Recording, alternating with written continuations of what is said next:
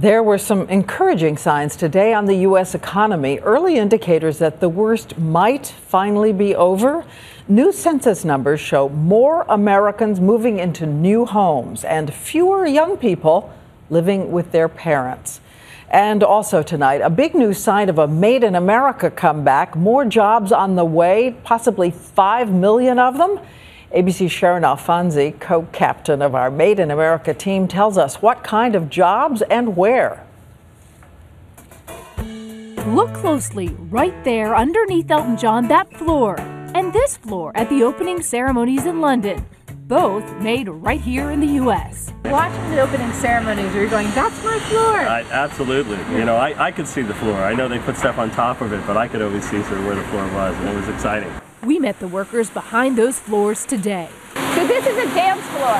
This is a dance floor. A few years ago, they had $10 million in annual sales, selling only in the U.S. Today, $70 million, and half of their customers are now overseas. Everybody is always amazed that we've shipped product to China because everybody thinks it's only going that way. It's only going one way, but we've actually shipped product back to China. And they've quadrupled their workforce, their comeback among those behind this.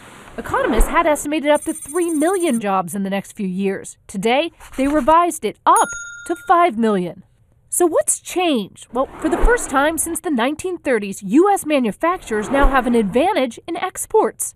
Tipping the scales, U.S. labor, the most productive workers in the world, making us 20 to 45% cheaper than foreign competitors.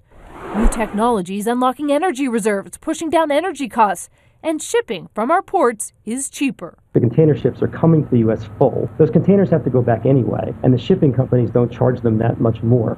So what we have is the ability to ship out of the U.S. at very, very low shipping costs. We heard from so many American companies who say they can now compete globally. Hi Sharon, I'm Mike. And I'm Kim. RIV-Tees is now in 24 countries and business is up 600%. And at Hurt Windows and Doors, they found new customers overseas too. This example here is going to China.